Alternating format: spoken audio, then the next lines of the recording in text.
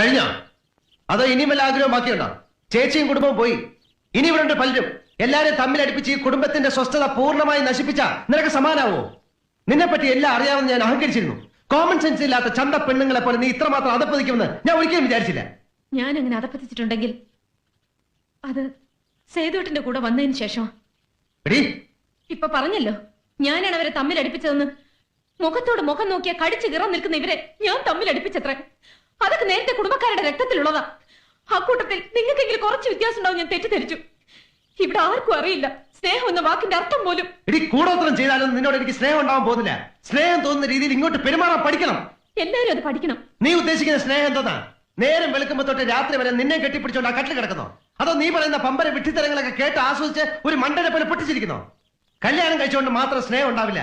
നീ പറയുന്ന എനിക്കും ഞാൻ പറയുന്ന നിനക്കും മനസ്സിലാവണം. പരസ്പരം അംഗീകരിക്കാനുള്ള ഒരു വലിയ മനസ്സ് വേണം. സ്നേഹിക്കാൻ ഇങ്ങനെയൊക്കെ കുറെ നിബന്ധനകൾ ഉണ്ടെന്ന് പണ്ടൊരിക്കൽ എന്നോട് പറഞ്ഞിരുന്നില്ലല്ലോ. പറഞ്ഞാലും മനസ്സിലാക്കാനുള്ള ബുദ്ധിയുണ്ടോ നിനക്ക്?